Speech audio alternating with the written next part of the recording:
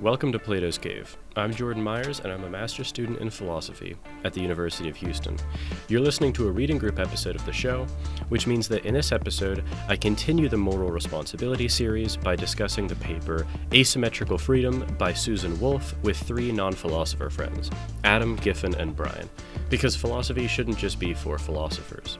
And so in this episode, we return to Susan Wolf's work. We discussed this, we discussed her work previously in this series. And this is a really, really interesting paper.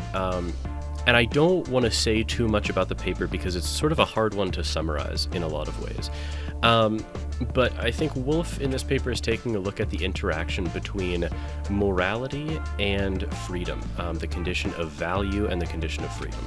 So this is a really interesting paper that I think opens a lot of questions. And it's one that I very much enjoyed reading and discussing. And it's one that I intend to pick up and reread. It seems like one of those papers with a lot of hidden gems that you can only really get upon several rereadings. So if you haven't, I would recommend reading this paper actually before listening to the discussion, but if you want to ignore that advice and listen anyway, I still think we hopefully do a good job of recapping her points that she makes in the paper. So with that being said, I hope that you enjoy our discussion of Susan Wolf's Asymmetrical Freedom.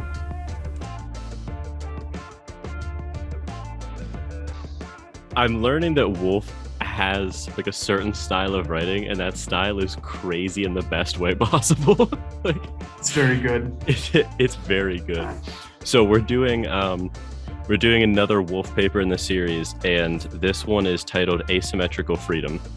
And actually, so this was published in 1980, which was the year right before her The Importance of Free Will, which we did, but that was 81, I believe. So these were two just like back-to-back papers, and the thesis of this one is I guess the papers are kind of related, but there's not an obvious sort of sequential connection between them, at least not one that I'm seeing, but maybe I'm missing it. But I might be able to summarize the thesis of this paper as and granted this is open to be changed as my understanding changes of the paper. But she's basically going to argue that someone can be praiseworthy for one's actions, but not symmetrically blameworthy. And this is because praiseworthy acts must result from adherence to the good and thus are determined in the right way, negating the standard or the standards of indetermination held by compatibilists of both types.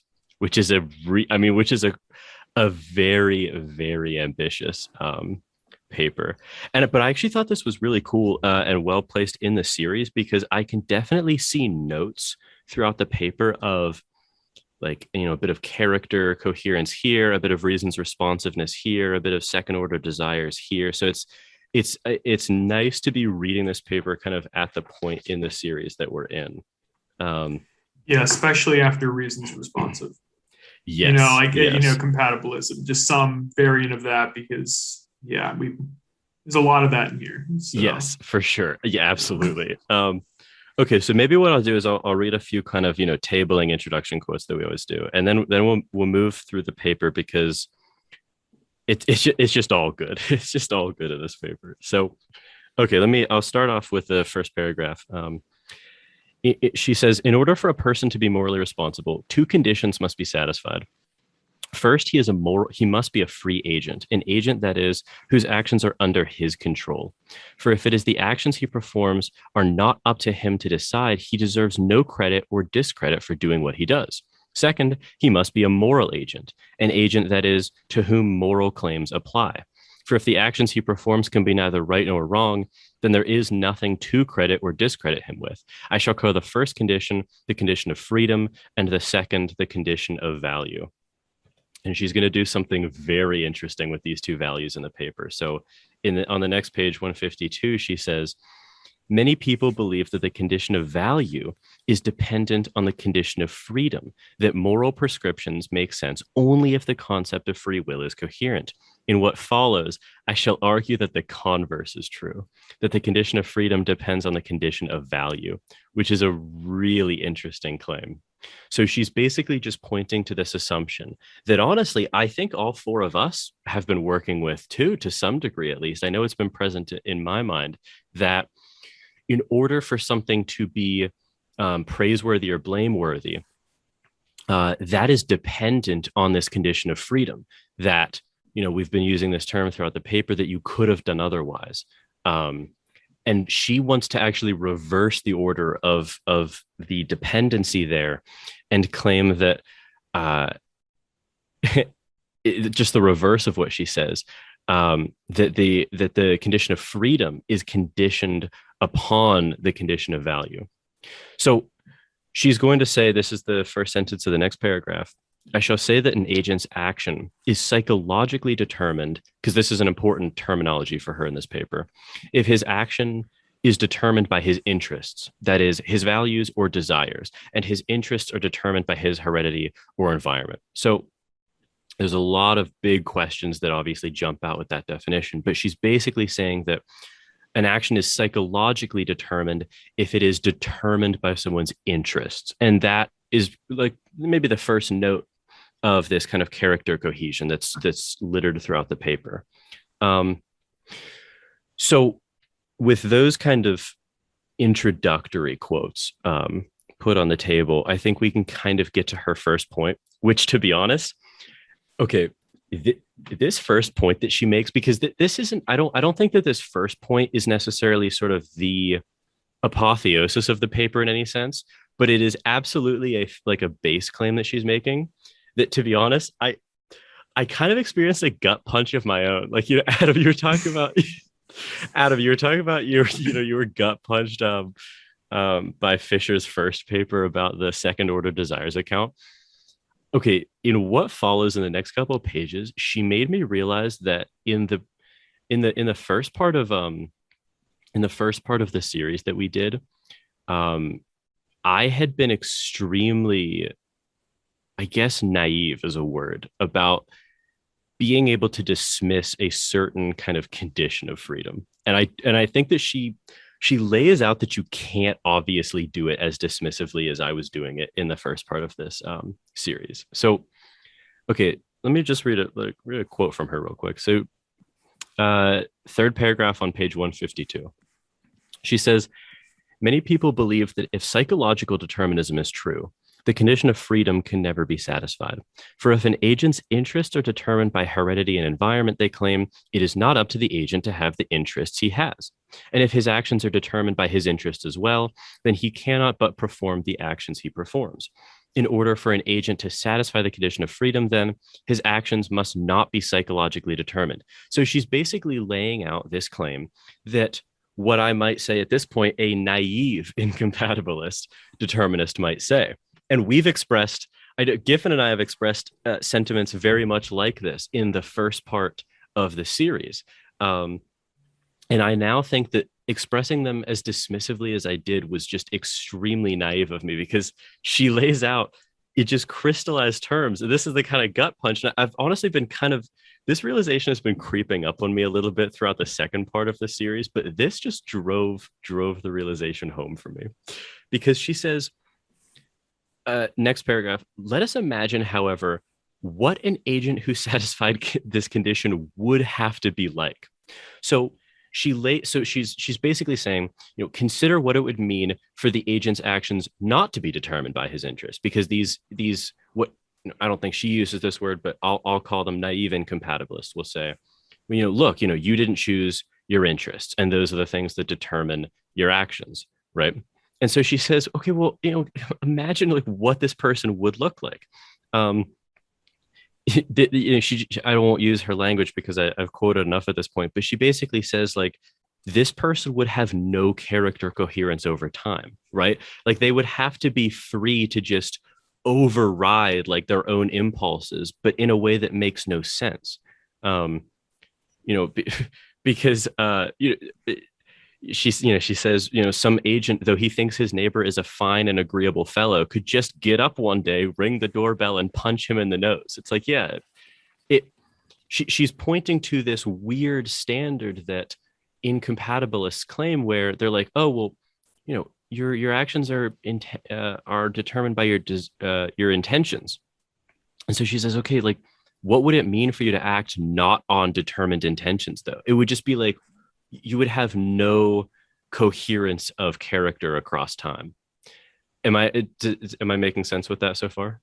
Yeah, I mean, like the idea is just that how could it be any other way? I mean, like that is pretty much the argument. I do want to read like some actual Okay. parts of this here, just so we can, so the psychological determinism here, there are, What page is this? same page here. Okay. It's the many people paragraph here. So let's see. They're kind of like the two levels. I'm trying to find where that is, where it's like, okay, and actually at the top here. So if action, I shall say that an agent's action is psychologically determined if his actions are determined by his interests, that is, his values or desires, and his interests are determined by heredity or environment. The reason I kind of reread that is just the two scenarios kind of address each level there. Yes. Where it's like, right. So consider first what it would mean for the agent's actions not to be determined by his interests. So this would mean, I think, that the agent has the ability to act against everything he believes in, exactly, everything he cares about. So the agent could have interests, but then regardless of what those interests are, you could act against them or in opposition to them in a way that somehow didn't also conserve your interests. Like, it would make no sense. Yeah. Not competing interests. Exactly. Good point, Giffin. It's not like these interests outweigh other interests. It's just that there are interests in one direction, but you're just going to behave in another way. Yeah. The whole scope of your interests are just being betrayed. Yeah, exactly. Exactly. So there's not even like a pattern to it. It's just like, it's not even like there's like the outlier case of you've suddenly behaved not in your interest. No, it's you. It doesn't seem like you behave with regard to your interests at all. Exactly. But then the other one, I just wanted to touch on that one too. The next level down. Yeah. It's the second paragraph on 153. Okay. So she says, okay. So she says, okay, let's get even deeper here. So let us assume instead that his actions are determined by his interests, but that his interests are not determined by anything external to himself. So she's saying, okay, if you don't buy that, then let's go even deeper. So his actions are determined by his interests, sure, but his interests aren't determined by anything external to himself. And then she basically, lays out her description of the wanton. Essentially, this is a person who, she says, though perhaps he loves his wife, it must be possible for him to not love her. But he cares about people in general, but it must be possible for him to not care. And he couldn't have any reasons for his interests, at least no reasons of the sort we normally have, because those would be, of course, determined. So he couldn't love his wife because of the way his wife is, because that's not up for him to decide, right? So she's basically painting the same picture that Frankfurt painted with the wanton, and obviously we agree with Frankfurt that person seems intuitively obviously not responsible, someone who just doesn't even care about their desires. She says an agent who didn't care about these things, one might think, would have to be crazy. Yeah, like the wanton is, if you want to call him crazy, fine. If you want to call him just, not a human, disturbed. Yeah, as far like, not quite what it means to be a human. Sure. So and even more, she says like one might think that he would have to be crazy even if he had the ability not to care. You know what I mean? So exactly. So even if that somehow that was within your power to act one way or the other, not just acting that way, but even if it's within your power, it's, I mean, It's a live you have, option. You're crazy. well, yeah, because it's not even like a live it will happen, right? Or it won't, but it doesn't really matter because you can't distinguish between the two. So it happening is the same as it not happening to that individual. So I see echoes of her point. Well, I guess more premonitions because this was before, but I see shades of her the turn in the 1981 paper here. I definitely see proceedings of it here, but she says, so the conclusion then is that in any case, it seems if we require an agent to be psychologically undetermined, we cannot expect him to be a moral agent. Now, I just that conclusion just seems completely right to me. Because and this is where that sentence and the following one, which I will now quote: when we imagine an agent who performs right actions, it seems we imagine an agent who is rightly determined, whose actions that is are determined by the right sorts of interests, and whose interests are determined by the right sorts of reasons. Okay, so those two sentences drove home this point to me that had been kind of trying to ignore for a few episodes at this point. But she's pointing to something totally right here.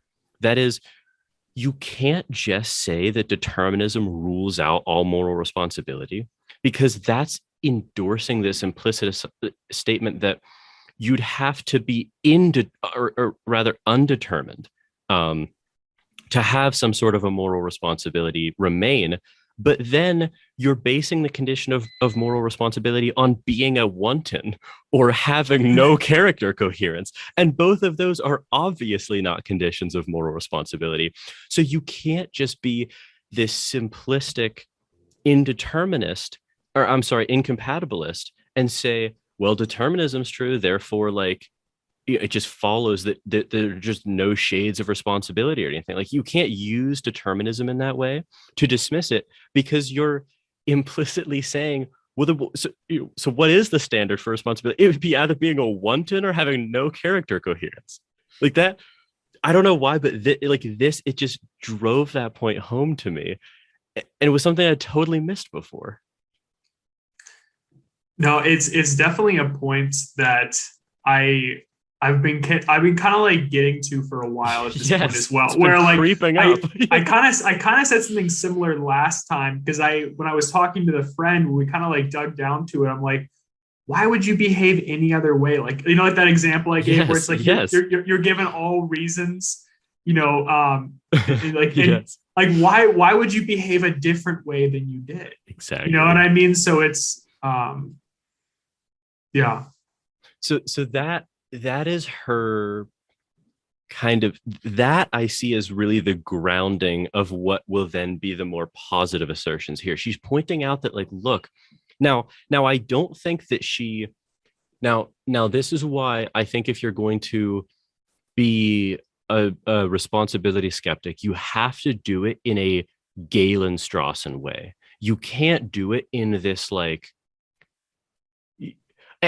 I was going to say this like kind of Sam Harris, Saul Smolansky way, but honestly, I mean, like Harris, I think he kind of is more of a Galen about this, but you'll hear him say things that honestly do succumb to this criticism by Wolff, right?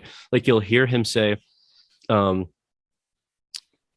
really simplistic versions of the Frankfurt PAP point, right? Like, he'll just say, like, your actions were wholly determined, you couldn't do otherwise, therefore you're not morally responsible at all. Right. And she's pointing to the fact that, like, okay, that seems obviously intuitive until you look at the counterfactual, because to be undetermined doesn't make any sense. But okay, I've reiterated that point enough. It was just that for whatever reason, I mean, it fully hit home for me in this paper. I just wonder with this though, it's kind of like she points out that being undetermined makes no sense, which we all agree to, and that you're not suddenly a moral agent if you're undetermined.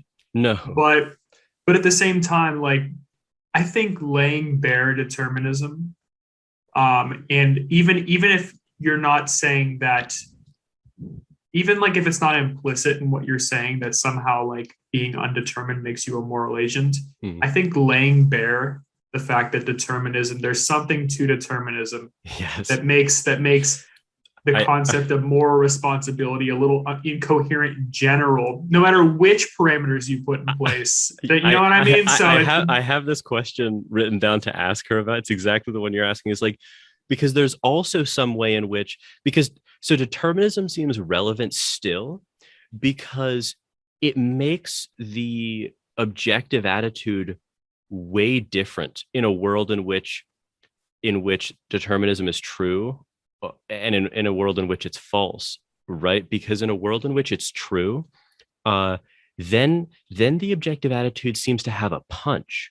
In a world in which it's not true, it doesn't seem to have that punch, namely because people adhere to patterns of behavior because they're determined. Is that did you have a different concern than that, or am I kind of getting at the general area of your thrust? No, I think I don't know. I just have like several different views on this where I feel like Yeah. she's kind of setting up like this dichotomy in a sense where it's saying like, okay, well, if you thought you would be, somehow a moral agent if you were undetermined, you'd be wrong. And it's like, that's a really good point. That's true. You wouldn't be. But that doesn't somehow then imply that there is some sense of being a moral agent when you're determined. I think she does. Well, so okay, we have. She argues for it. Yeah, she's going to argue for it, but I'm just saying like I don't think that doesn't follow. You know what I mean? So like when somebody says like your arguments like at the beginning of like this like series that okay, like when you lay determinism bare, like ultimately if each step in this determined process, you're not responsible for any of it, then how can you be responsible for your behavior? If you lay that bare, I still think that makes sense. So, you know what I mean? So there's at least some intuitive pull to it. I know. I think it still makes sense. I mean, like, so, I mean, we'll have to get into this paper. What do you guys think? Giffin? I guess my thoughts just at this point in the paper when I first read it were, I think, probably a little bit more aligned with yours in that I thought she was kind of establishing a framework here. She like wanted to introduce the concept of being psychologically determined and then explain that like to be psychologically not determined is kind of incoherent, like with respect to like moral agency. But I didn't really jump any further than that at this point. Like it was just all set up to me. Okay, so maybe this is a point of question then from me because I didn't. So when she was talking about the, imagine what it would be like to be not determined at all. I thought that she was talking about both psychological determinism, but also metaphysical determinism there. So yeah. Okay. Both. Okay, both. Yeah. Okay. Because just to spell that question out more, in the case in which your actions are psychologically determined, they are always metaphysically determined. But an action could be psychologically indeterminate or undetermined, which she'll get into, but in a way that still succumbs to metaphysical determinism, right? Like the idea that natural laws preceding plus any quantum randomness in the universe will result in the resulting state of affairs, which includes you, obviously, like the totality of you. Yeah. One of the oddities from this paper that I like in my experience was the fact that she kind of makes that comparison like a little bit later. I thought it would have been a little bit useful to have it like when she introduces the concept of psychological determinism, because I think it's towards like the back end of the paper where she kind of very clearly lays out the distinction and how it could be possible that one could be but not the other. Yeah, but maybe so I don't know, but perhaps the reason why she didn't hear is because these remarks are more aimed at metaphysical determinism. Wait, the ones like on 153, you mean? I believe so. Now I could be mistaken about that, but I think that they're intended to result against the person who's hinging their entire view on metaphysical determinism's truth. So like libertarians, essentially. Okay, because whenever I read it, I thought this was kind of like the section started in like 152 with like where she defined psychologically determined, and then kind of like the end of 153 was kind of like the culmination of that. I mean, one thing that's kind of confusing is the fact that she uses determined sometimes as a shorthand for psychologically determined based on like the subject matter of the sentence. Mm-hmm. And then other times it seems like I agree with you. She does seem to kind of be invoking metaphysical determinism. I maybe do some language choice could have been like, adjusted slightly. In the margins, I do have notes of I put psychologically or metaphysically in front of some instances of the word determined in the paper. I have some question marks around. But my point is that because every case in which you are psychologically determined is a case in which you are metaphysically determined, the proceeding of 152 and 153 is, or at least it could be aimed more at the metaphysical indeterminist, the libertarian, for instance. So like, I think you're right. She probably is aiming towards tackling the intuitions of those people. Mm-hmm. But it just wasn't 100% clear to me at this stage. Where the distinction was. That's all. Well, I'm curious because because Giffin in the first part of the series, you and I were making very similar sounds about how metaphysical determinism vitiated this. What did you think back in the spring, like part one? Yeah. And part one of the series. Yeah. Because this does change my mind about that. Now I don't. So that means like you can't be. That it just changes the way that I would lay out the argument, but it changes it in a it's not merely semantic for me. I'm at this point after reading this, and we'll get to like more of the main thrusts later in the discussion, but like I still kind of do hold to like that intuition of like, if the determinism is like true, and like any step in like kind of that process, from before you're born to like before every single one of your actions is kind of determined in that way. That's the sense of responsibility related to like having, well, the language just gets a little fuzzy, but I do feel like the intuition there still is holding strong to me. But based on like kind of how we can interpret this paper, I see Wolf here trying to establish, a kind of moral responsibility in like a way that kind of satisfies our like general intuitions, right? Like the way we would describe it generally, within the bounds. So but I am not 100% committed to a position at this point. I'm curious. There are a couple of notes I have throughout the paper, especially towards the end, where I like am curious to hear your thoughts, because I'm not sure if I fully grasped her meaning or was misinterpreting. So the way I thought about, because initially I was I was trying to resist this too, and I did the same thing you did, where it's like, no, but it still seems like, if determinism is true, then you're not morally responsible at all, right? So if you lay that out in formal logic, you're saying, if D, then not MR or whatever, right? Like if determinism is true. So modus tollendo ponens, or however the Latin comes out, is, so if you want the antecedent to be false, then that means that the conditional, the first premise has to be false. But then she points out the very issues with that being the case.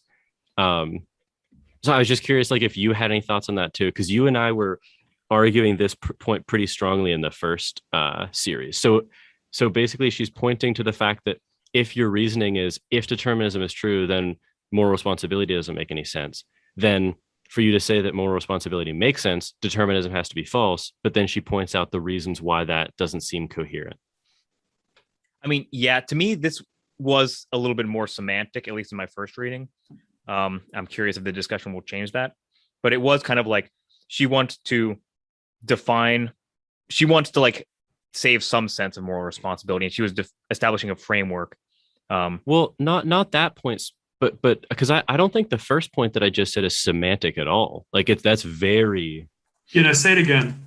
Okay, so she was saying, so there you can imagine a type of person, right? Like maybe Giffin, maybe not. Let's like, whoever. You can imagine a type of person saying, because metaphysical determinism is true, therefore moral responsibility makes no sense, right?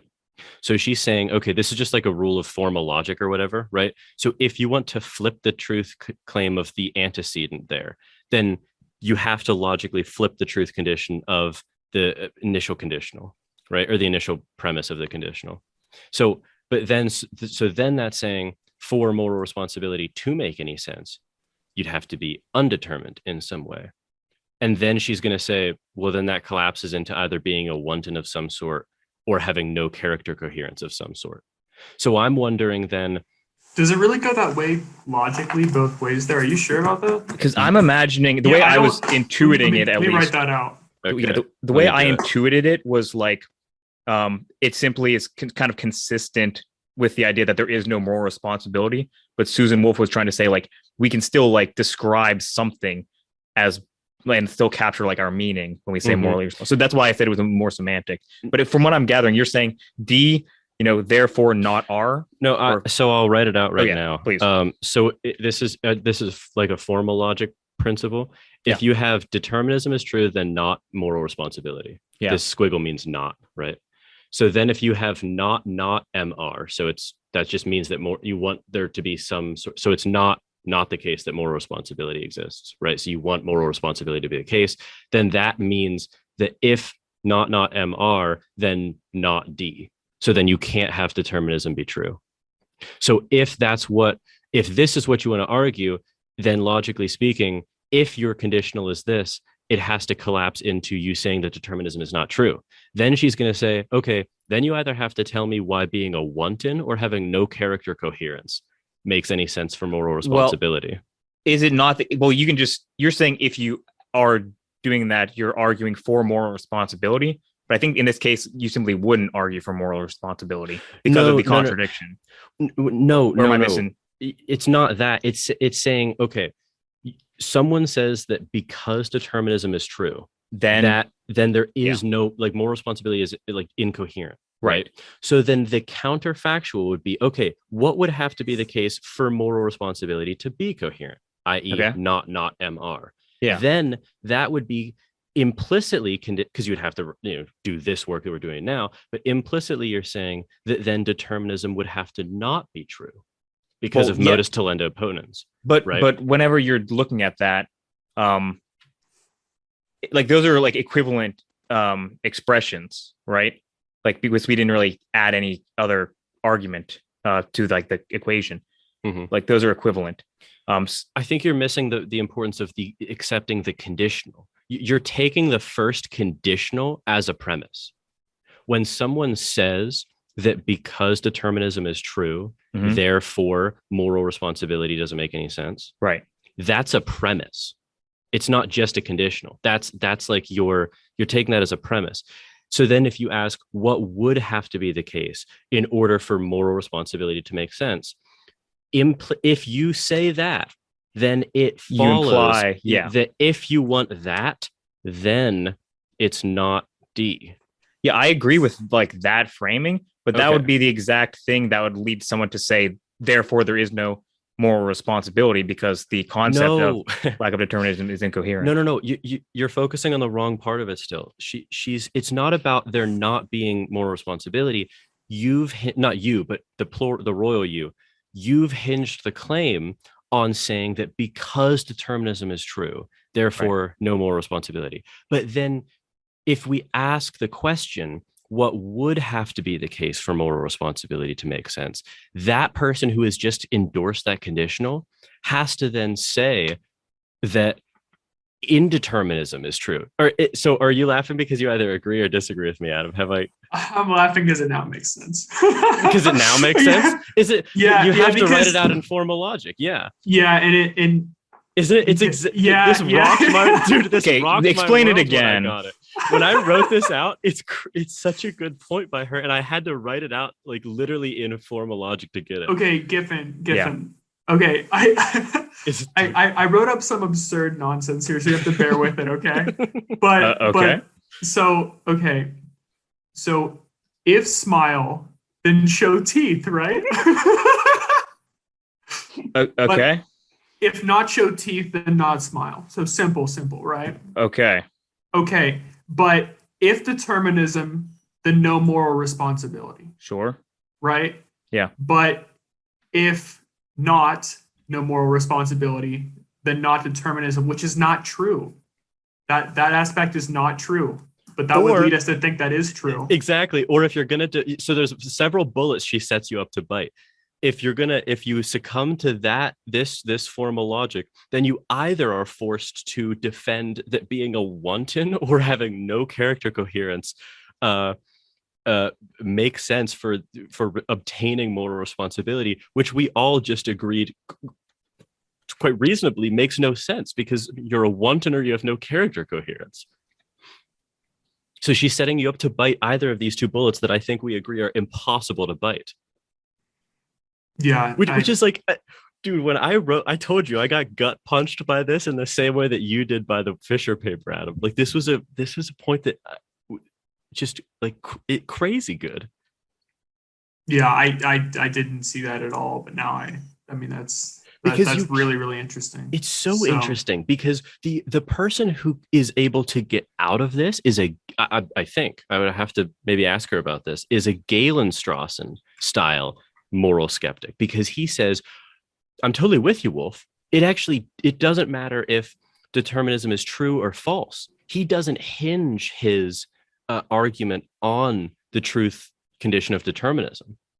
And so I think that's a way out of it. But Giffin and I previously in this series, I was being totally naive about that. I was saying, well, it's obvious. I was being totally naive about how determinism obviously ruled out any condition of or any way that moral responsibility might obtain. But she points out but the problem is that when people say that, maybe someone has a good argument against that, but that you're not biting the bullet of the counterfactual there. What is that called? The contrapositive, the second statement there. I think that's what it's called, right? Yeah. It's just a double negation in like formal logic. I think it's the contrapositive. I think it's the contrapositive. Yeah. Yeah. I forgot you could do that, and that actually can indicate a huge. lot because the contrapositive is the other side of the coin. Yes. So yes. Yeah. Does that make sense now, Giffin? Because that made no sense to me at first. It still doesn't make sense to me, to be frank. Because the contrapositive implies something that we agree isn't right. I guess I forgot. It's incoherent. I actually just one more time. I want you to explain to me what is false about the contrapositive. So it's saying that if there is moral responsibility, then it's not determined. You have to understand. I think this is the part you're not getting, Giffin. The part that is crucial to this is that in formal logic, conditionals are premises, right? So basically, I took a class on formal logic. I'm familiar with like the framework. Okay, so you have P1. Premise one is that if D, then not MR. Yes, I got that. Then you're using a transformation which is logically sound to get the following statement. Well, it's not a so she's asking you, okay, so then under what conditions would moral responsibility obtain, i.e. not MR? Then if that's the case, modus tollendo ponens says that for the antecedent to be negated, in all cases, that means the first, I don't know why the term for that is escaping me, but D has to be negated. So if that's the case, then she's going to ask you, okay, if the condition for not MR means not D, then how on earth does being not determined get you moral responsibility? Because that is the state of either being a wanton or having no character coherence, which we've all just agreed doesn't make any sense for someone being morally responsible.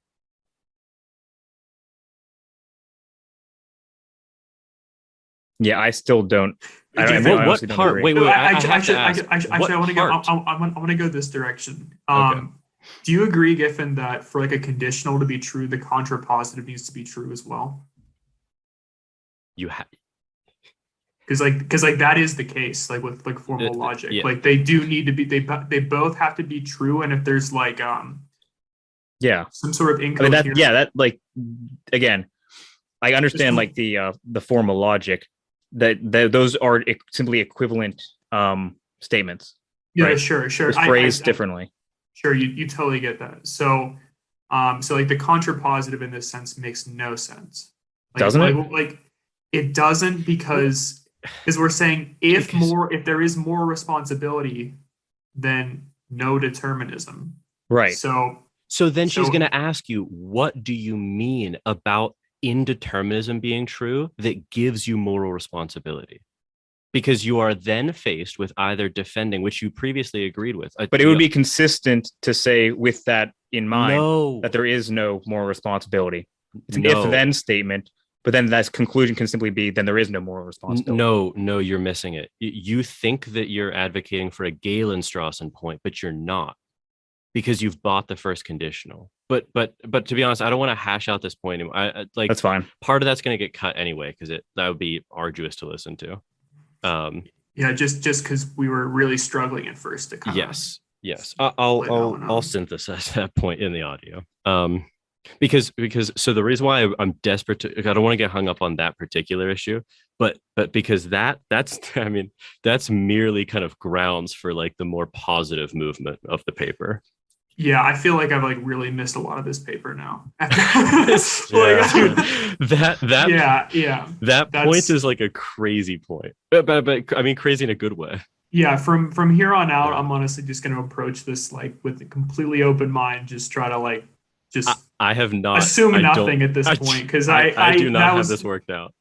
Because I don't even know what to make of that, to be honest, at this point now, that because that makes the statement incoherent now. If determinism, then no moral responsibility. Exactly. Which, to be honest, I kind of think it is, because I think you have to deny it in the Galen-Strawson way now. Like I told you that point like rocked my like view of this. Because I had almost honestly conflated the Galen style way of dismissing this with just what I'm now calling like the naive skeptic way of dismissing this, and I hadn't realized that I was conflating those until reading this, or at least I hadn't fully realized it. But okay. And actually, one more thing to kind of throw a Giffin here. Giffin, if I still have questions about this, but if you can like try to think of like a conditional and a contrapositive where it's like, if something, then something else, but then I know a bunch of these offhand. Do you want me to give one? No, but that we could flip it, because that's what I was going to do. Yeah. No, I agree with like the principles of the logic that make it so that those two statements are equivalent. No, concern. No, I know you get that. I understand you get that, but I'm just trying to think here, because like from my perspective here, it's like it seems intuitive at this point to me still that like moral responsibility does hinge on determinism, but the contrapositive saying it ultimately doesn't. So the contrapositive. so I'm actually like, I want to try to like think of like another conditional that maybe would like flesh out my intuitions a little more. I don't know. But the reason why, because I thought that was like a really like original point, but I didn't want to dwell the whole episode on it. But I thought it was like so important that it needed to be said, because there's more in the paper that I don't think it like floats free of that, obviously, but it can be analyzed without necessarily knowing what you think about that. Because I don't know, like my mind was changed, but obviously it could be changed again, you know, but just by the next paper. Okay. So, bottom of 154, I think is a good paragraph to quote, between bridging that and tying it to the more positive move of the paper. So she basically says, thus, any conditional analysis of he could have done otherwise seems too weak to satisfy the condition of freedom. Yet, if he could have done otherwise is not a conditional, it seems too strong to allow the satisfaction of the condition of value. We seem to think of ourselves one way when we are thinking about freedom, and to think of ourselves another way when we are thinking about morality. When we are thinking about the condition of freedom, our intuitions suggest that the incompatibilists are right, for they claim that an agent can be free only insofar as his actions are not psychologically determined, an intuition that I previously had. But when we are thinking about the condition of value, our intuition suggests that the compatibilists are right, for they claim that an agent can be moral only insofar as his actions are psychologically determined.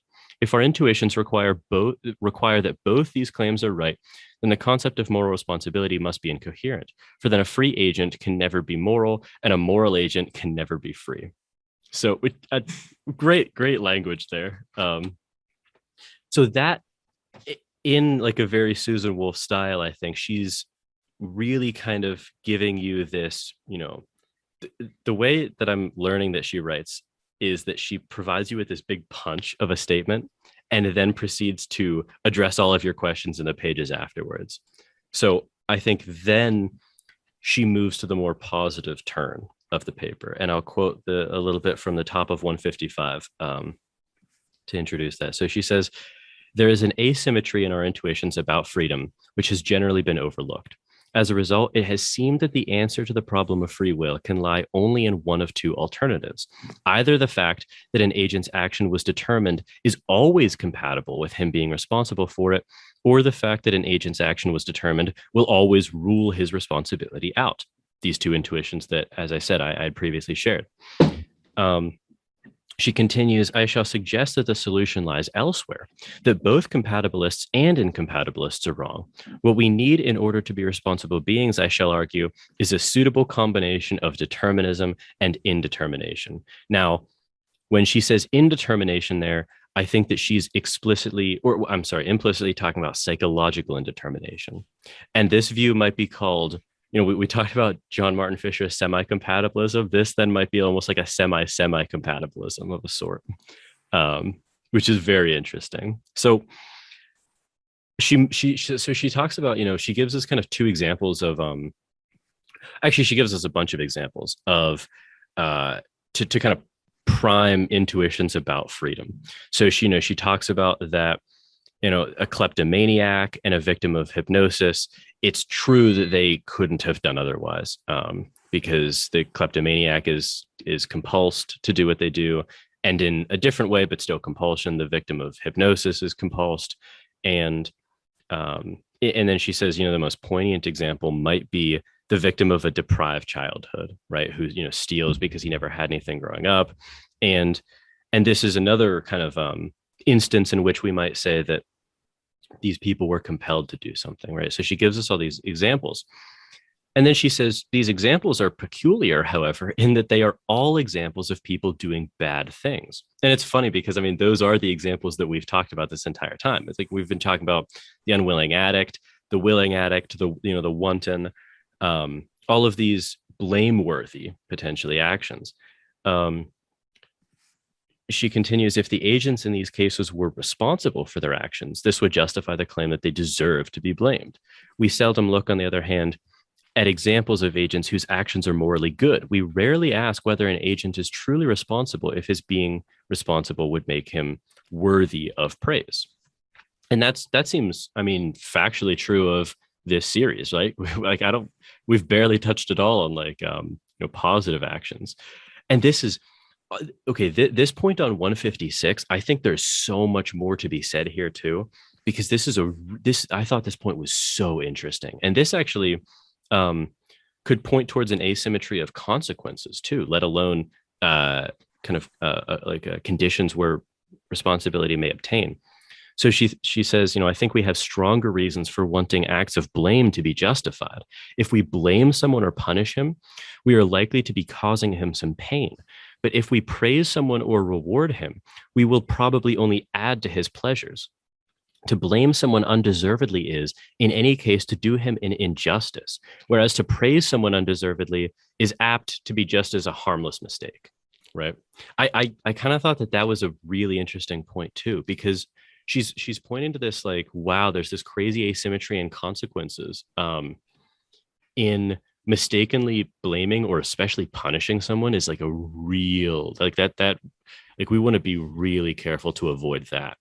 Whereas gratuitous praising is, it's probably not good, but it's not nearly as bad, at least in the same way. And that seems obviously true, but not obvious enough that it wasn't, that was an illuminating paragraph as well.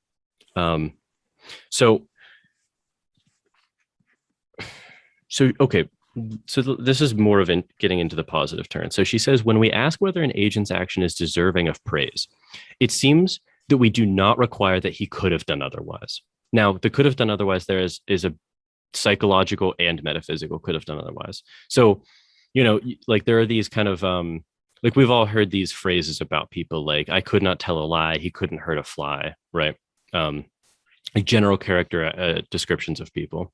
But She points out that these phrases have to have this a certain appropriate interpretation, right? So she says, quote, he couldn't hurt a fly must allude to someone's gentleness. It must, sorry, I lost my place. Must allude to someone's gentleness. It would not be perverse to say this of someone who was in an iron lung, or I'm sorry, it would be perverse. So she's basically pointing to, and this was something that Fisher wrote about in the paper, like she's motioning towards this general ability. I think this was in his 2005 paper that we talked about after the 2012 one. I like the next example too, actually. It is not admirable in George Washington that he cannot tell a lie if it is because he has a tendency to stutter that inhibits his attempts. I thought that was funny. I did too. Yeah. So she's basically saying that he could not have done otherwise. Then that phrase, as it is used in the context of praise, then must be taken to imply something like, quote, because he was too good. Like she's pointing, this is where I thought the character coherence came in too. She's pointing towards someone's character, or in Fisher's terms, their general ability to be good or to do the right thing. Okay. I'm just curious because Brian, we've kind of left you out a little bit. What do you take? Does that, so that point seems obviously intuitive to me, that when we're saying someone is deserving of praise, that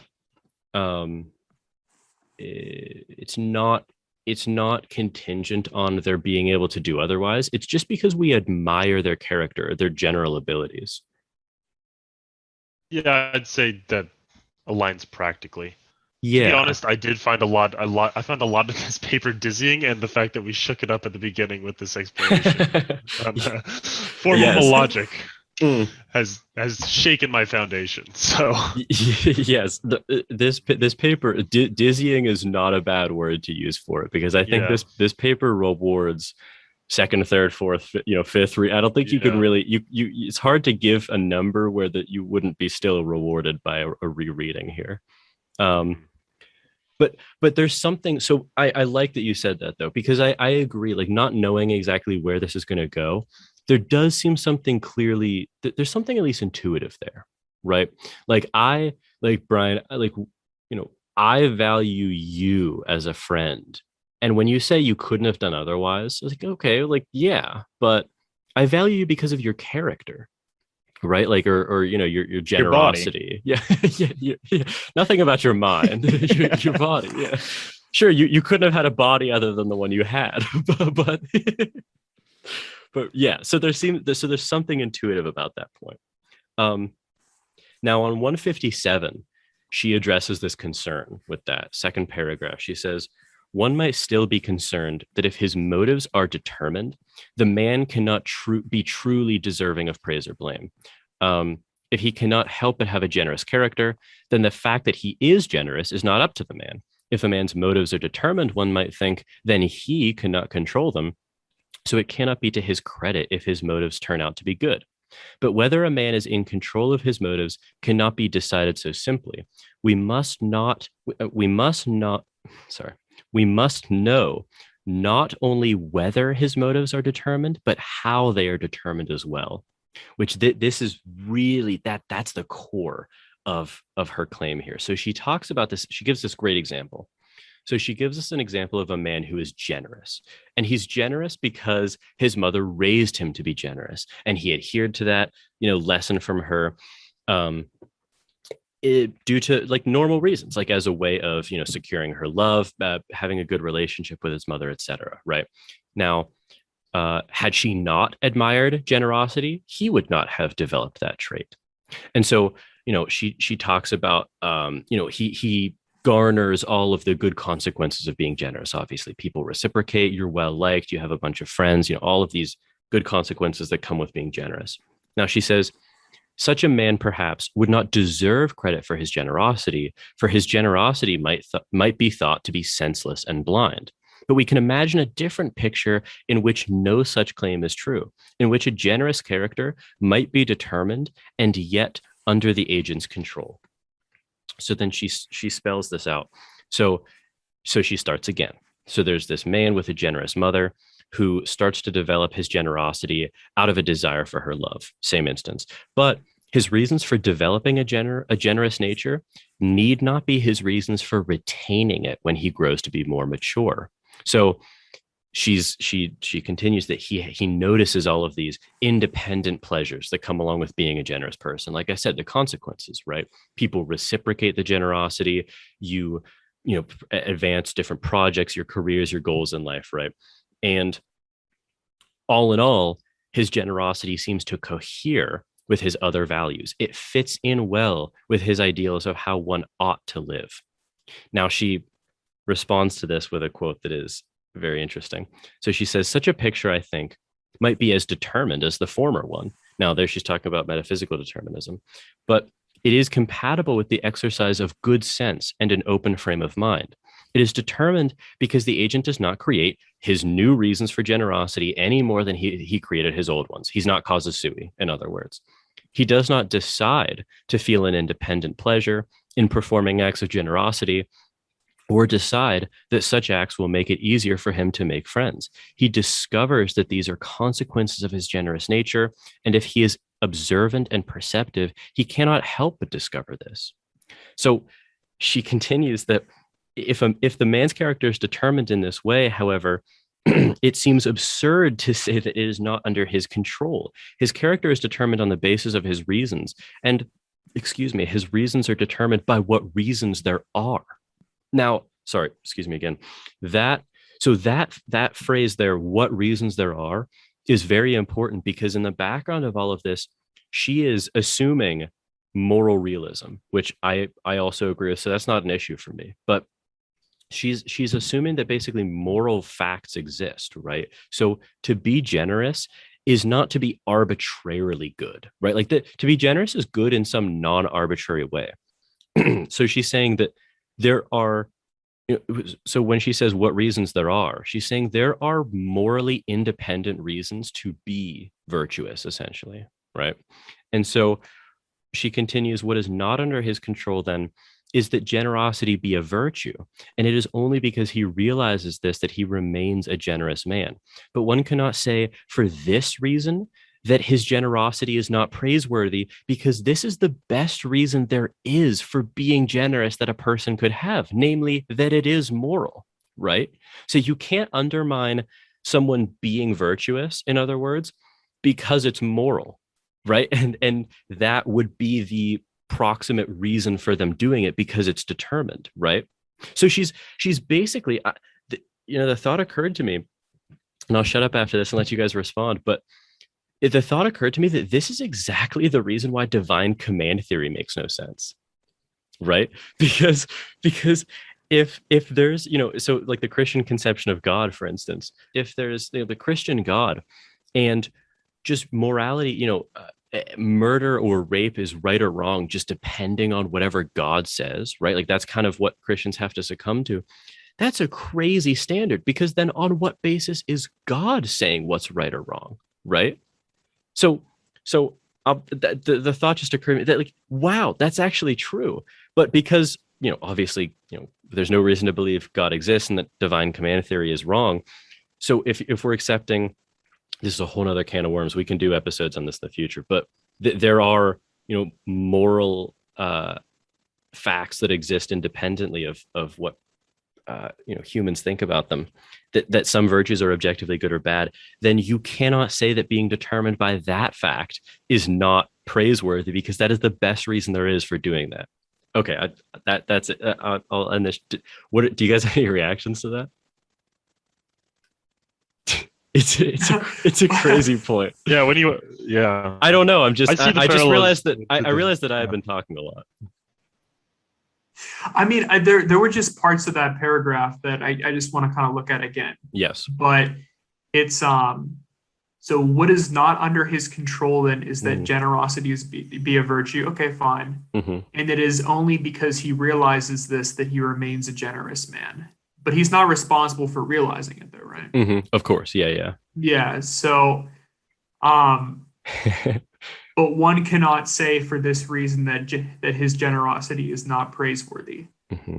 I don't know. I mean, if he's not responsible for realizing that generosity is a virtue, I mean, you could either realize that fact or not, right? And I think that's where the asymmetry comes in. I think that's exactly it. That's like that's the craziest turn of the paper. You're exactly right. So if you don't realize it, you're not blameworthy in the same way that you are praiseworthy, because to be praiseworthy conforms with the good.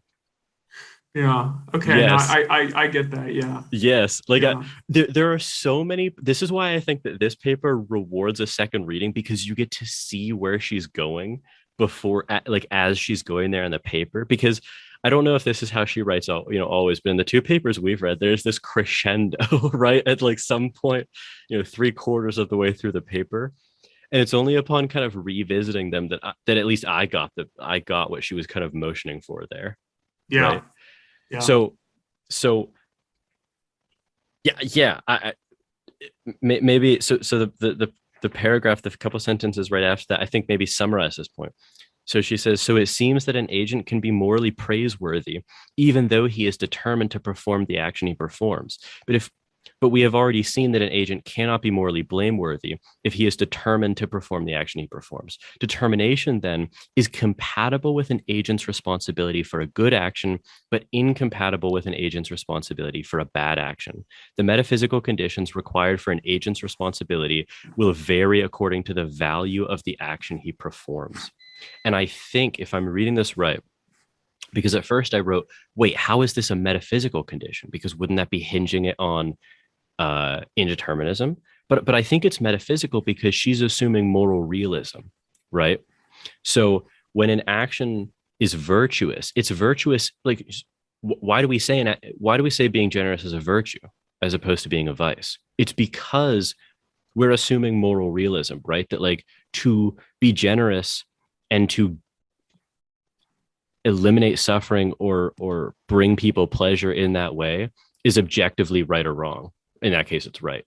And because you may your actions may conform with that, then that is the condition of being praiseworthy, because it's doing things for. I mean, she says you can't. That is determined, right? That virtues be good, i.e., praiseworthy. Yeah, I don't know. There's something about this that seems obviously correct.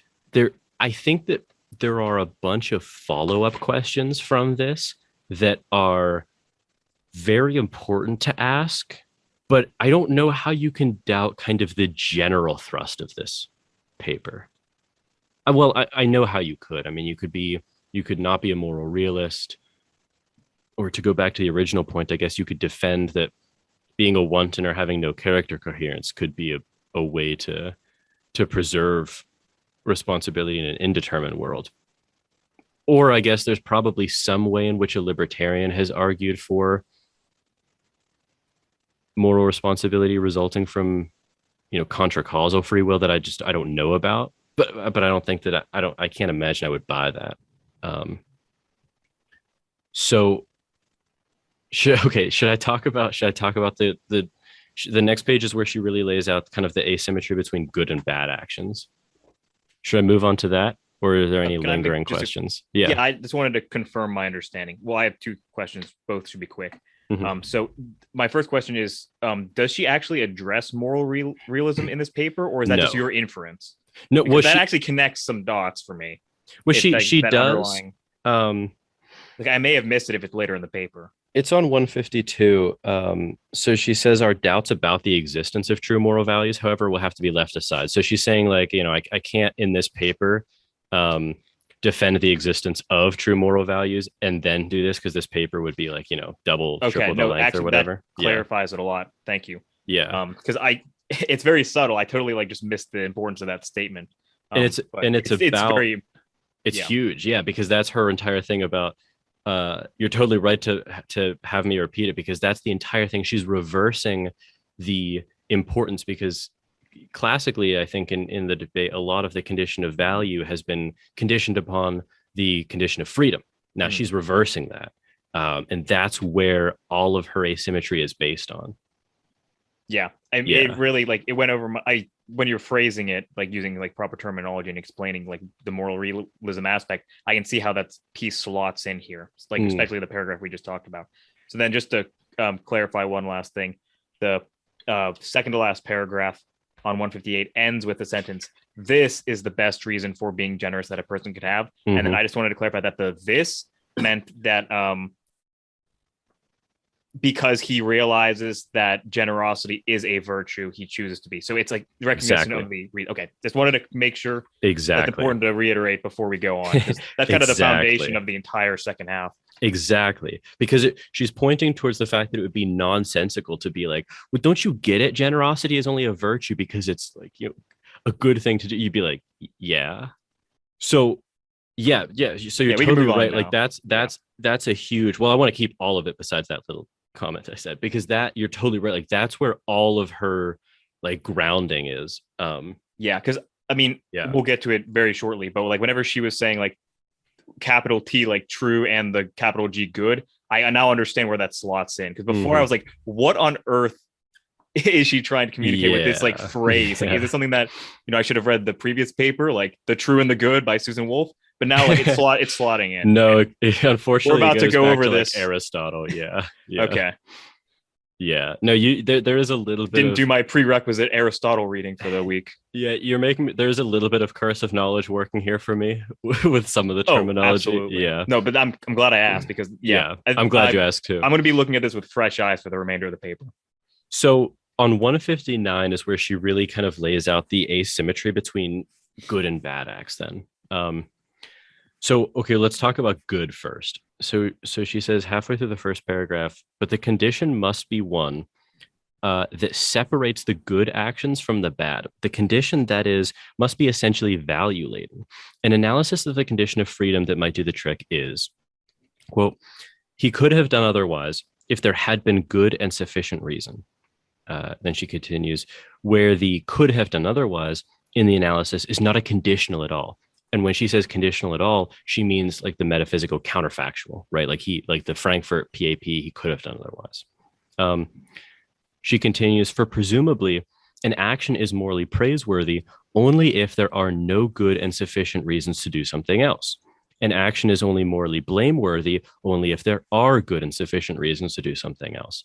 Thus, when an agent performs a good action, the condition of freedom is a counterfactual, though it is required that the agent would have been able to do otherwise had there been good and sufficient reason to do so. The situation in which the good acting agent actually found himself is a situation in which there was no such reason. Thus, it is compatible with the satisfaction of the condition of freedom that the agent in question could not actually have done other than what he actually did.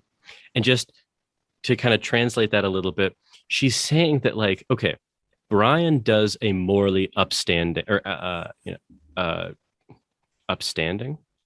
Well, yeah. Okay, that sounded wrong for whatever reason. That sounds good. I'll stand up.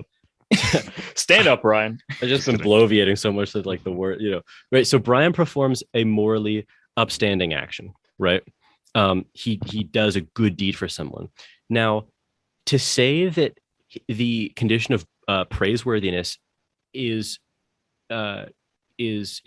contingent on his ability to do otherwise doesn't make a whole lot of sense in this situation, because there wasn't reason to do otherwise, right? So Brian's a good person and he did what was morally right in this scenario. And for him to have, had reason to do otherwise, Wolf is saying the scenario had to be different, right? Like Brian did the right thing here. So now she then juxtaposes that with if Brian had performed the wrong action. So continuing in that same paragraph, when an agent performs a bad action, however, the condition of freedom is not a counterfactual. The bad acting agent does what he does in the face of good and sufficient reasons to do otherwise. So again, she's assuming that there are non-arbitrary good and sufficient reasons to do otherwise, like in her assuming of moral realism. Thus, the condition of freedom requires that the agent in this case could have done otherwise in just the situation in which he was actually placed. So she's saying, no, Brian, like right here and now, you did the wrong thing and you should have acted differently given the same conditions. We don't need to change anything about this scenario for you to have acted, or for you to should have acted differently. An agent then can be determined to perform a good action and still be morally praiseworthy. But if an agent is to be blameworthy, he must unconditionally have been able to do something else. I guess I'll pause for any questions. I'm curious from Adam because of the brow. Yeah. Well, I'm just thinking about just sufficient in this case. Like, are we defining sufficient as, a reason that would actually result in behavior? You're asking what type of reasons responsive is she? Strong, moderate, or weak, essentially. Yeah, that's exactly where I'm going with that. Because I was just wondering, like, okay, I think I buy into it. I think if I'm reading this correctly, and she's saying sufficient as in it would result in behavior, and that, okay, the bad acting agent does what he does in the face of good and sufficient reasons to do otherwise, reasons that he doesn't recognize but that would be sufficient if he did recognize them. Yeah, from an external perspective. Exactly. Yes. So I think I buy in, as long as I'm reading that correctly. And I think you are. Because I think the other paper we read, it was sufficient was, you could recognize it as a sufficient reason, but then not act upon it. Yeah. You know what I mean?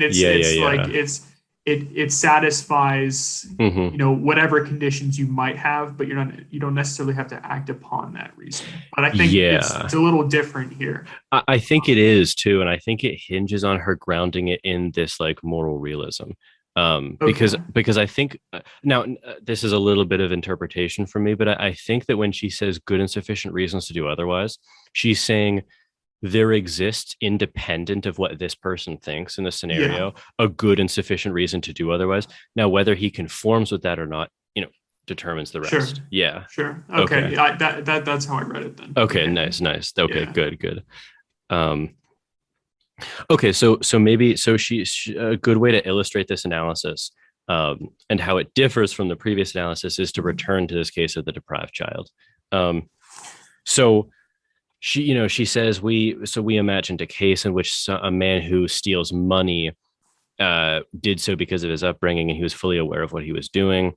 But it seems like he shouldn't be blamed for committing the crime because we couldn't reasonably expect him to do anything else, to see, the good and sufficient reasons to do otherwise. And she talks about his upbringing, maybe he was beaten by his father, neglected by his mother, right? Like there's going to be a backstory to why he's doing this. But from this point of view, it is natural to conclude that respecting other people's property would be foolish because we're assuming that no one had ever, respected his, he is the way he is. This is basically the Robert Harris case that we talked about in Watson's paper from 87. And so next paragraph, she says, yet this agent seems to have as much control over his life as we are apt to have over ours. He would have done otherwise if he had tried. He would have tried to do otherwise if he had chosen, and he would have chosen to do otherwise if he had had reason. It is because he couldn't have had reason that this agent should not be blamed. So next paragraph, she clarifies my analysis, however, proposes a condition that is not internal to the agent, and it allows us to state the relevant difference. Namely that whereas our childhoods fell within a range of normal decency, his was severely deprived. The consequence this has is that he, unlike us, could not have had reasons, even though there were reasons around. So she's saying, and she says this next, it requires as well that the world cooperate in such a way that our most fundamental selves have the opportunity to develop into the selves they ought to be, which is like a beautiful point because she's basically pointing to this constitutive luck aspect that Nagel brings up. Like you have to have had, she's basically just, admitting that you have to have good fortune. Like you have to have good luck essentially to end up as a moral actor. And when you don't, you are unable to act in accordance with the good. Like you are unable to adhere to it in the way that would make you praiseworthy, namely for adhering to the good, or like, the moral thing to do, the right thing to do. So she's basically saying like, wow, this is, radically kind of, compassionate in the same way that a lot of the, like moral skeptic, like Sam Harris, who we like open the series with, makes this point all the time. Like, it all comes down to luck. Like everything's luck. You have to have, and this is the coolest part about her asymmetrical view. She gets to elevate the value of good actions while still retaining the non-retributive view that we take of bad actions. Those people are still unlucky in the same way that they were, but now we get to praise people because they actually conform to the moral thing to do. And yes, it is luck, but they are conforming to, as she says, the best possible reason to do something, right?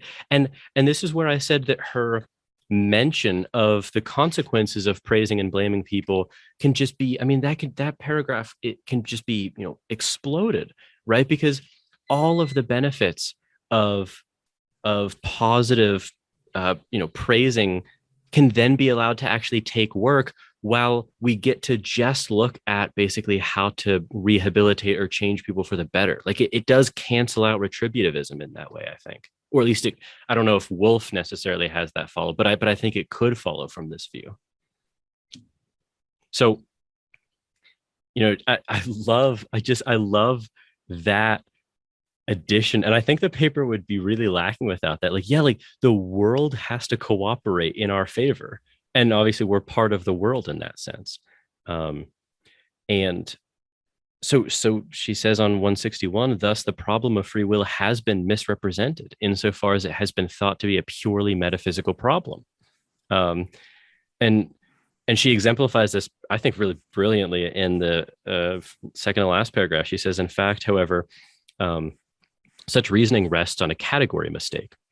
These two explanations do not necessarily compete, for they are explanations of different kinds. So she gives this example about, you ask me the name of the capital of Nevada, and I reply, Carson City.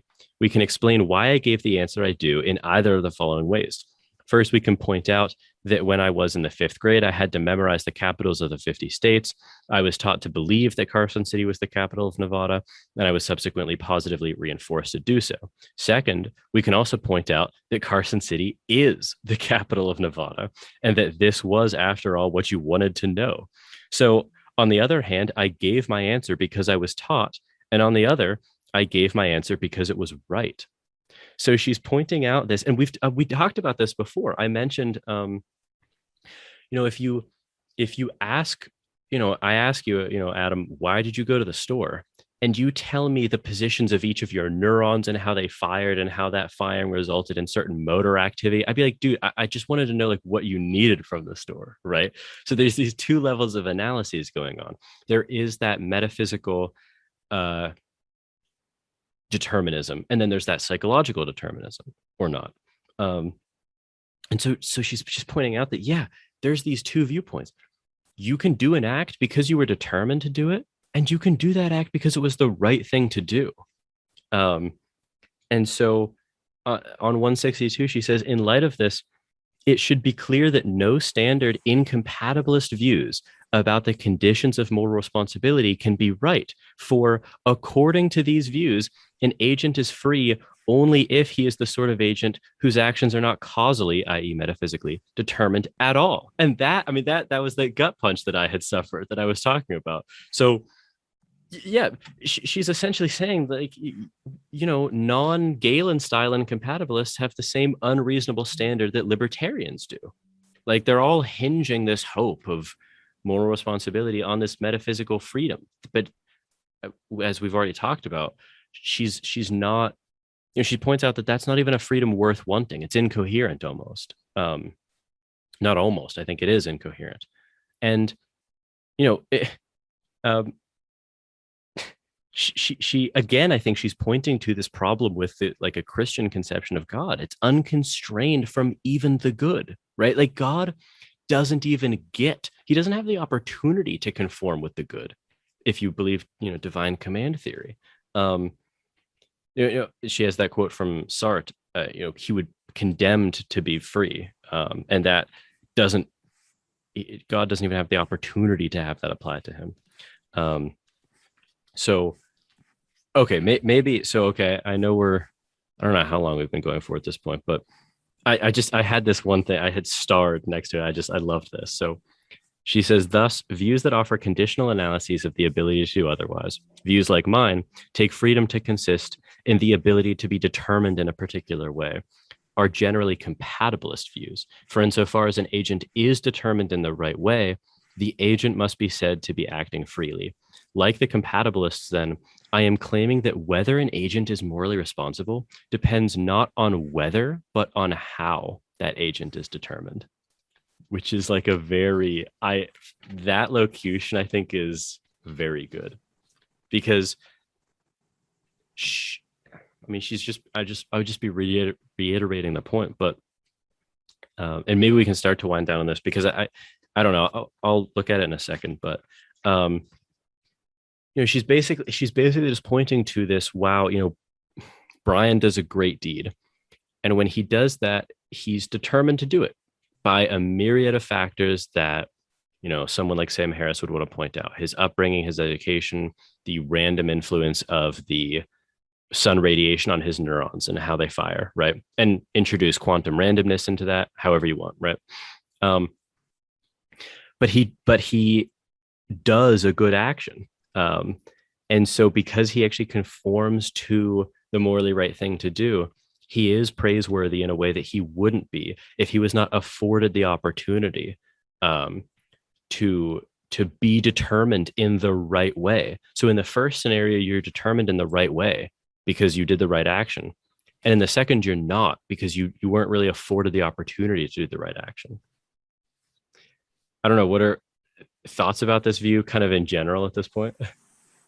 Yeah, I think honestly the thing that helped the most was the last example with the Carson City, Nevada. I think that really got at the heart of the different types of determined. So yeah. Yeah. Because I think the thing that she's pointing out, right, is like, Brian, if you do something heinous or if you do something really, really, just really moral, like you were just really like just a super good guy in this scenario, right? You're equally as metaphysically determined in both, but you would be totally leaving out something huge if that was the level of analysis you stopped on. You know what I mean? Because you could describe your neurons firing in their totality in both scenarios, and you've left out something huge if that's the level of analysis you stop on. Right. You know what I mean? And like where this kind of hits home interpersonally is, I mean, how this gets expressed. So yeah. Maybe we should wrap up on that point because it's not exactly the end of the paper. I guess one thing I just want to like ask about is how strong is this claim that she's making here? I mean, like that's why I've been kind of just like sitting back and listening because like I understand everything you've said. I've been reading along and I'm like, okay, I understand the claims being made to a degree, but is this just another compatibilism? Because otherwise, I like it a lot. I do. It's ingenious in a lot of ways. But I feel like she's trying to make a bigger case than maybe what I'm comfortable with. What does she do with this? Yeah, I don't know. Is she going? Yeah, I totally get your impulse because here's the thing. Like I've been, like praising this, putting a super positive spin on it. Honestly, just because I think the view it's hard to put the view out there while also trying to ask all of these questions that need asked, right? I was trying to do I was weighing on the side of like exegesis work. But yeah, so like here, a big question that I have is because she only mentioned it in that one paragraph, I wonder how she views consequentialist considerations in light of this too, right? Because I think it's clear that I don't know how she would use this paper or the thesis to justify any sort of like retributivism, right? But I don't know. It's such like an ill-informed question. I just want to know where does this paper sit in a larger view, Do you know what I mean? Because I don't know, I kind of am starting to understand where I think this might situate in my larger view, but obviously A, my larger view isn't worked out, and B, it's not of interest in the same way that Wolf's larger view would be, like with respect to this paper. I don't know. So yeah. Does this allow her? I don't, how does this, yes, there's just a lot of questions here. Like, how would this intersect with, okay, here's a really interesting question for me, at least. Someone fits the conditions for being praiseworthy, let's say, but praising them would produce poor outcomes, right? Oh shit, actually. Okay, depending on what her like views on morality are, she could say that that's incoherent because it's like almost a tautology that I've said, right? Or a reverse tautology. Because if she's saying that like someone being praiseworthy conforms with them doing the right thing, and if it depends on like, if she's like a consequentialist or whatever, that would be what constitutes the right thing. Then if I say, but what if praising them resulted in bad consequences, she'd be like, but that betrays the fact that it would be praiseworthy then. Like, I don't know. I don't know if she would say that, but that would be maybe what I would say to me there. I don't know. Just okay. some 1984 situation. Just like yeah. Just an act of generosity is you're praised for it, that you're executed. yeah, exactly. Well, okay, maybe what about this then is like, okay, what if, so there seems to me like instances wherein you want to take the objective attitude towards someone for a number of reasons, right? A lot of the ones that come up often for us might be that you're stuck in a really shitty system or like a situation, right? It's hard to give an example without betraying something a little too close to home in one sense here, but like, let's say that you're like in a work environment or something that is extremely kind of maladaptive, right? And someone does something that is otherwise praiseworthy, but you want to take the objective stance towards that person, that scenario, and kind of factor in how you praising them would turn back on the consequences for you or the rest of the team or something like that, right? I just don't know, like on this account, do you have that availability to still take the objective stance towards someone even if they are praiseworthy for doing the right thing? I don't know.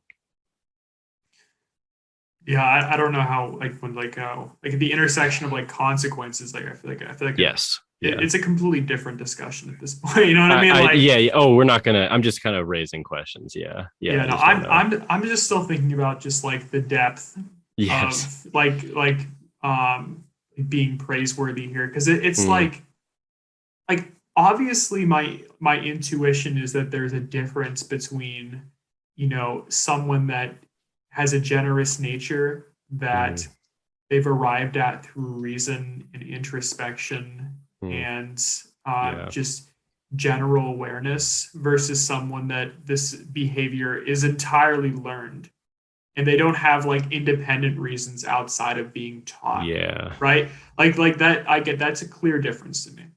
Yes. But like in areas where it comes down to, okay, good and sufficient reasons to do otherwise. So in some cases where you do something good and there aren't good and sufficient reasons to do otherwise, whether you've recognized, it's not even once you've recognized, but there are no good and sufficient reasons to do otherwise.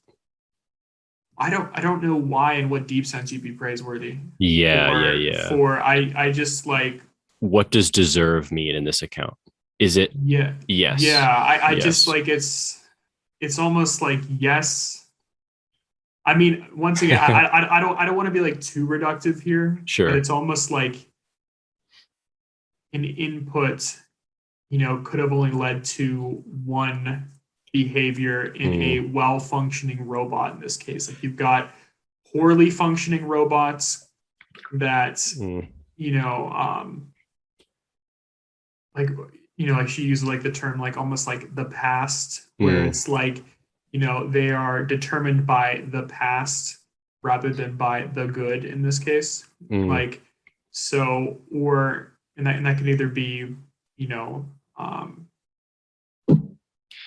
just kind of templates for good reasoning and good morals have never been presented to them, or they've been taught something, just either the good morals they've been taught but never have actually like entered some sort of like reasoning capacity, or they've just been taught bad morals and then they have never actually entered like a reasoning capacity that has otherwise like exchanged them for good morals.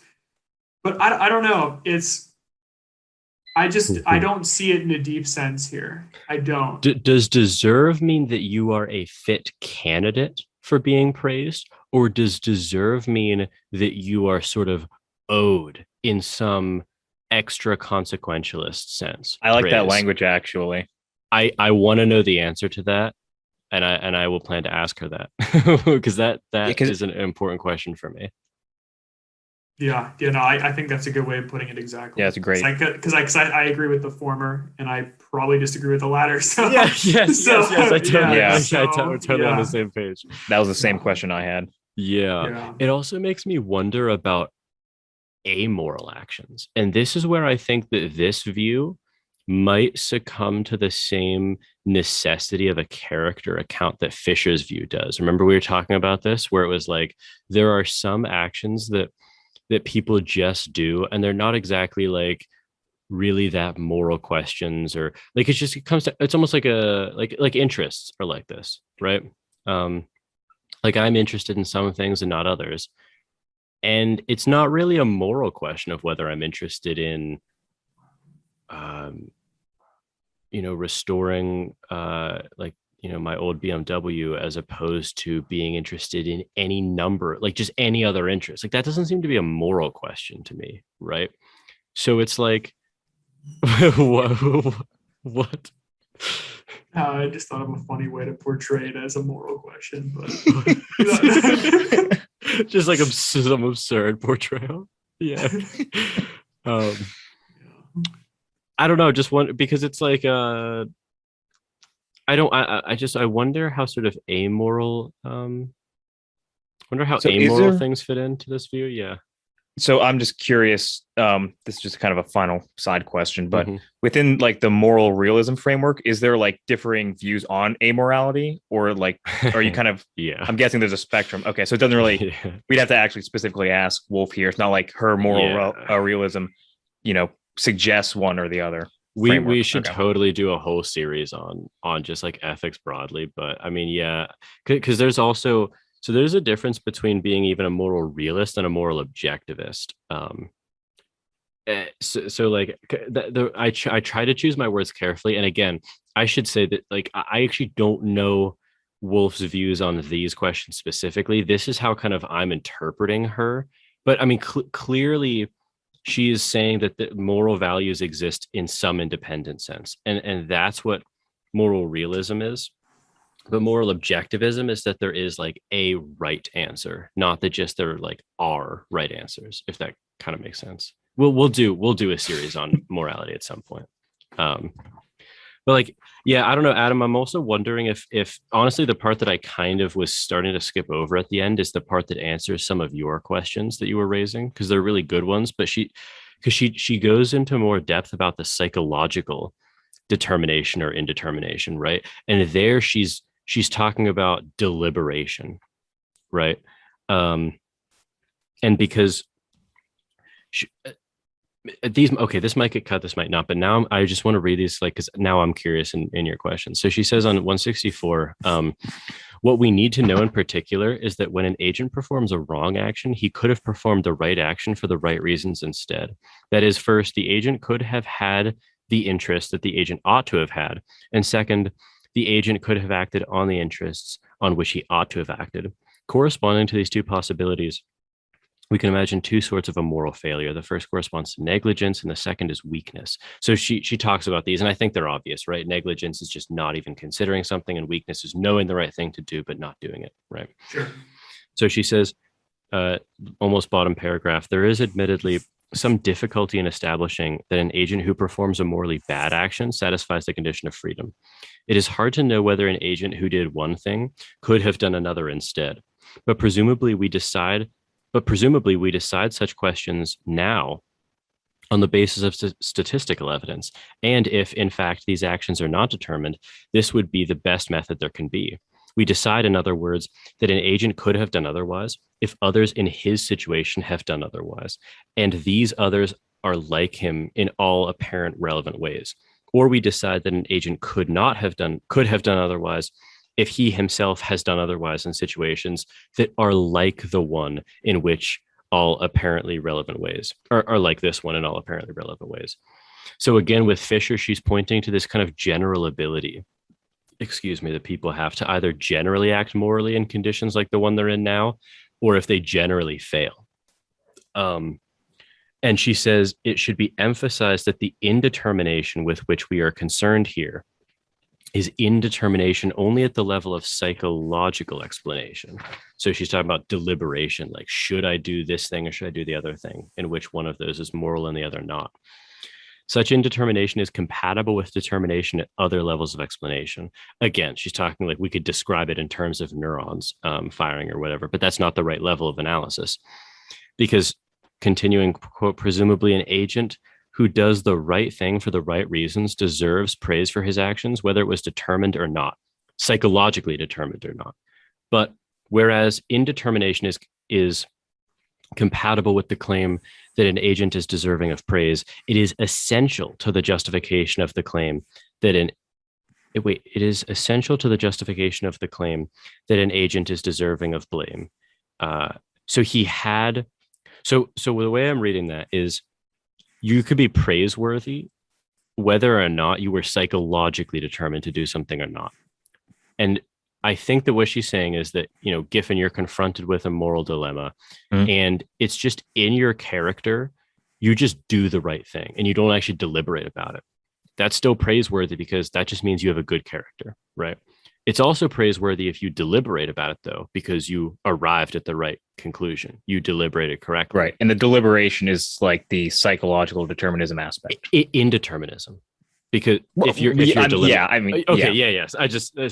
didn't want the audience to get right. No, I understand. Yeah.